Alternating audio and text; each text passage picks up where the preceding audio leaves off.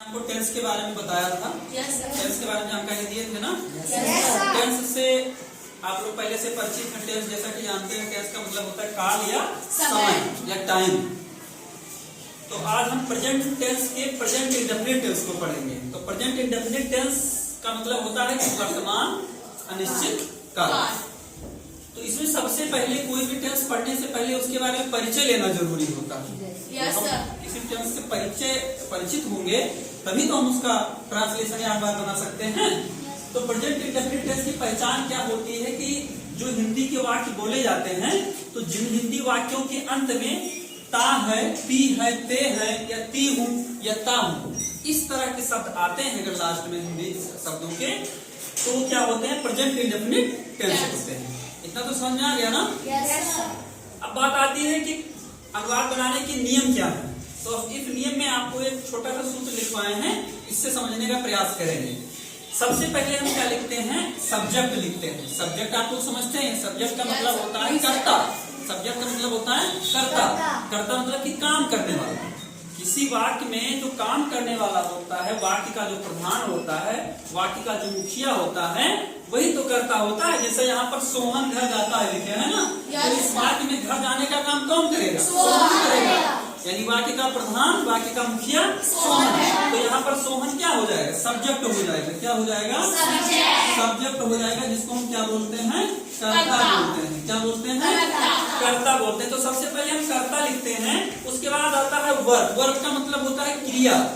क्रिया का मतलब कि काम। अब किसी वाक्य में जो काम होता है उसी को हम वर्ब बोलते हैं। तो दूसरे नंबर पर हम लिखते हैं वर्ब। अब इसमें सोहन घर जाता है, तो कौन सा काम हो रहा है? जाने का काम हो रहा है। कौन जा रहा है? सोहन जा रहा है। कौन प्रश्न करने पर हमें उत्तर मिला? सोहन। तो सोहन हो गया सब्जेक्ट यानी कर्ता। कहाँ को जाता है? घर को जाता है। तो कहाँ प्रश्न करने पर घर जो होगा वो हो जाएगा कर्म। क्या हो जाएगा? कर्म, यानी जिसको हम बोलते हैं ऑब्जेक्ट। क्या बोलते हैं? अब क्या करता है? जाता है। तो जाना क्या हो जाएगा? जाना यानी जाता है। जाना क्या हो जाएगा? क्रिया हो जाएगा, यानी कि वर्ब हो जाएगा। तो इस सीक्वेंस में हम लिखते हैं सबसे पहले सब्जेक्ट, फिर वर्ब यानी क्रिया, उसके बाद यस या ईएस, उसके बाद हम कर्म लगाते हैं। अब बात आती है यस या ईएस क्रिया में लगाना क्यों जरूरी है।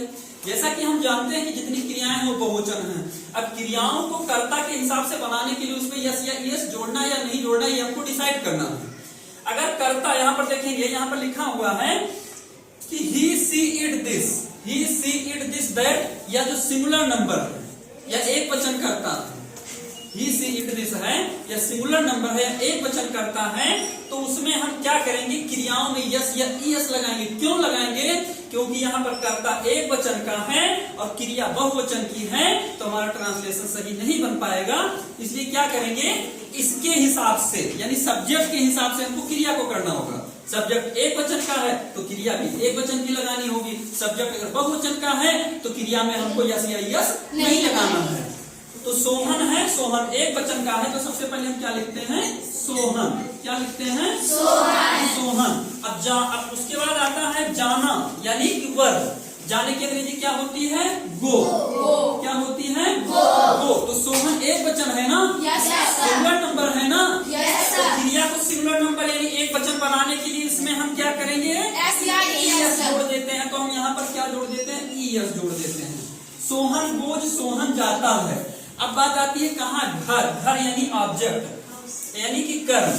तो घर को क्या कहेंगे? हाउस या home. Sohan goes to home. Sohan goes to home, यानी सोहन घर जाता है। और आपका ट्रांसलेशन बन गया। समझ गए ना। अब इसी तरीके से हम अगला देखते हैं क्या है कि आई वी यू दे है या कोई बहुवचन का है, प्लूरल नंबर का है, तो उसमें आप यस या ईएस नहीं जोड़ेंगे। ध्यान रखना है, उसमें आपको यस या ईएस नहीं जोड़ना। अब दूसरा एग्जांपल देखते हैं। मैं खाना खाता हूँ। मैं यानी कि आई, और जैसा कि आपको पता है आई वी यू दे बहुवचन है, तो आई बहुवचन है, तो क्रिया में हम कुछ जोड़ेंगे यस या ईएस की नहीं जोड़ेंगे? नहीं जोड़ेंगे, क्योंकि क्रिया तो ऑलरेडी बहुवचन की है ही। तो इसमें हमको यस या ईएस कुछ भी नहीं जोड़ देना है। जोड़ना है सीधे लिख देना है आई ईट। आई ईट। अब उसके बाद क्या खाता है? खाना को खाता है, भोजन को खाता है, यानी food. I eat the food. I eat the food. कोई दिक्कत? जी है ना? समझ में आ रहा है ना अच्छे से? आपको लोग समझने की कोशिश करेंगे, बहुत अच्छे से समझ में आएगा। यस। अब अगला देखते हैं, वह स्कूल जाती है। वह की अंग्रेजी क्या होगी? ही की सी? ही नहीं, सी होगा। यहाँ पता है ना, जाती है तो पता चल रहा है ये क्या है? स्त्रीलिंग है ना? तो स्त्रीलिंग के लिए वह के लिए बनेगा सी। अगर जाता है होता तो हो जाता ही। तो यहाँ पर हम क्या लिखेंगे कि सी। क्या लिखेंगे? सी लिखेंगे। क्या लिखेंगे? सिंगुलर नंबर है ना?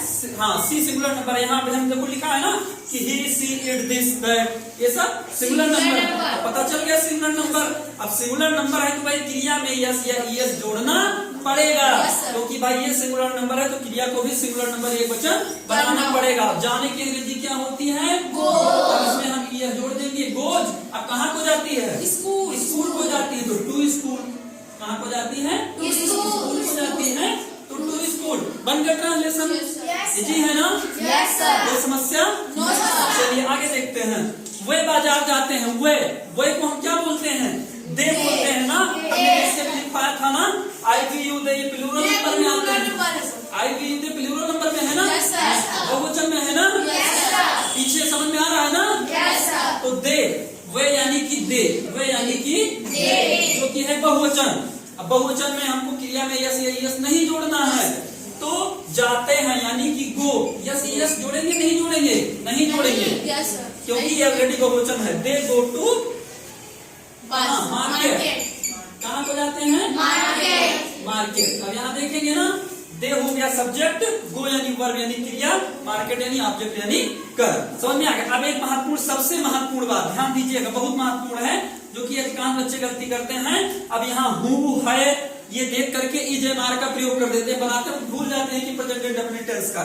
भूल कर भी गलती नहीं करना। प्रेजेंट इंडेफिनिट टेंस में इज या एम या आर का प्रयोग आपको यहाँ पर नहीं करना होता है ना। समझ में आई बात? इसमें आपको इज एम आर का प्रयोग हमने कहीं बताया? नहीं बताया। तो इसलिए प्रेजेंट इंडेफिनिट टेंस में जिसमें ता है, ती है, ती हूँ आएगा, है या हूँ देख करके इज एम आर का प्रयोग आपको कभी नहीं करना। समझ गए? चलिए आप लोग नोट कर लीजिए।